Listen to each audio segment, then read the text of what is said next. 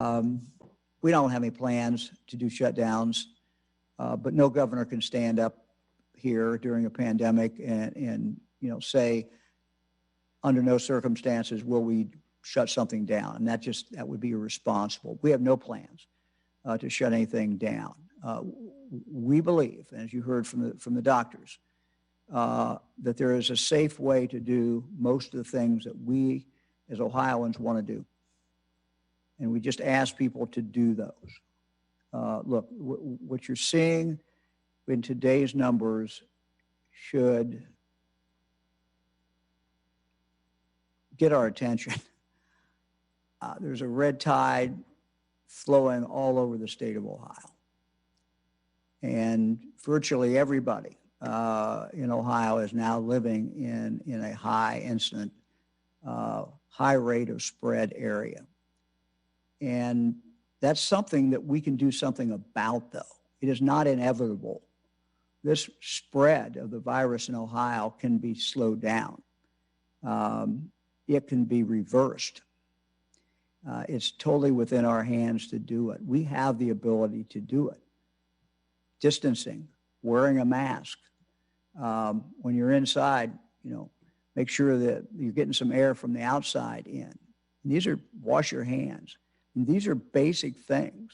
As the doctor said a moment ago from Metro, most things we can do. I mean, people are talking about Thanksgiving. If you're going to do it safely, you're probably not going to do it exactly like you've done it before, but you can still do something. You can still, have friends, but you're going to have to do it differently if we're going to be safe. And that's, when we look at these numbers, this is the worst situation Ohio has been in.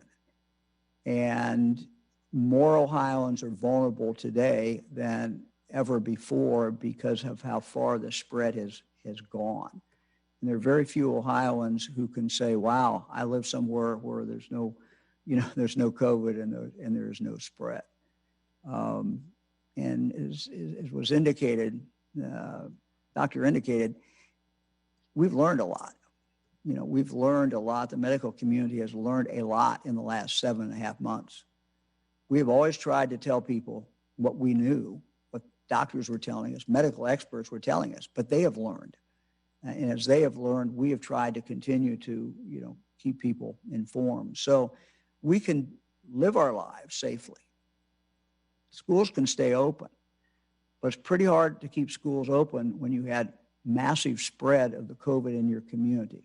No matter how good those schools are, those teachers are, superintendent, principal, no matter how hard they're working to keep their kids safe, if it's out in the community, it's going to get in the school. Same way with nursing homes.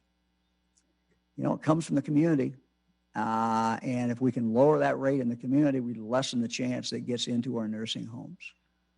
So these are things that we can do. These are things that we can do. We got to be careful, but we can do them.